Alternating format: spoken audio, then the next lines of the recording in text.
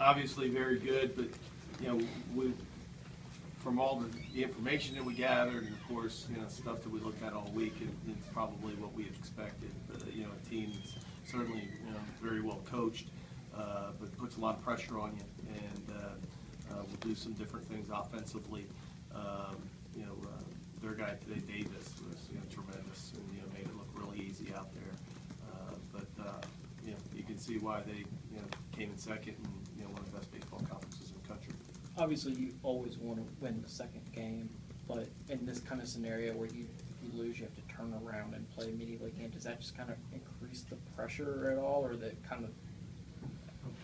I don't think so. I mean, I know what you're trying to say, but I think you're in the same situation as you get into the loser's bracket, and it's a longer run, and it's the goal is if you got to win the first two, and a lot of people don't realize it's not really a different road if you lose the first one or the second one. You got to win both of them, and once you win that one, I think it's more that you win. You got one more to win, and the odds obviously slant to your favor. But no, I don't know if we necessarily look at it that way.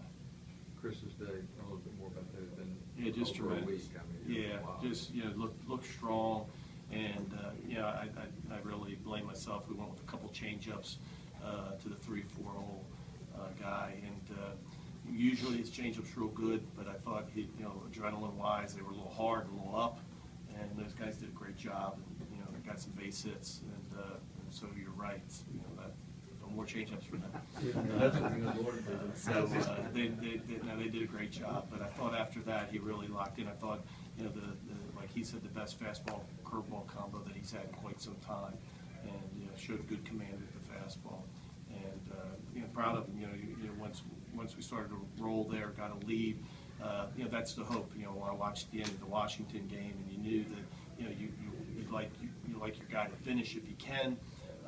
That way you save the bullpen, and certainly going into this, once we got to about the third innings, pitch count was down and we had a pretty big lead. And you started thinking at that point hopefully he can get there, but he was pretty efficient. I mean, he was about as efficient as he's been all year long. I mean, he had gave up a couple of hits in the eighth that got him over 100 pitches, but he finished with whatever 112. If he didn't give up a couple of hits in the eighth, then he would have been right at about 100. Coach, you mentioned your business-like approach today. 2 number ones went down. Well, 3 ones got beat last night, and 2 of them are already on the tournament.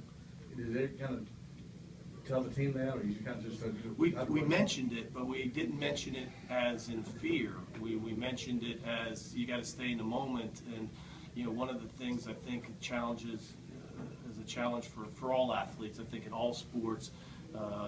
There's so much media coverage, there's so much out there, there's so much information that you can't hide.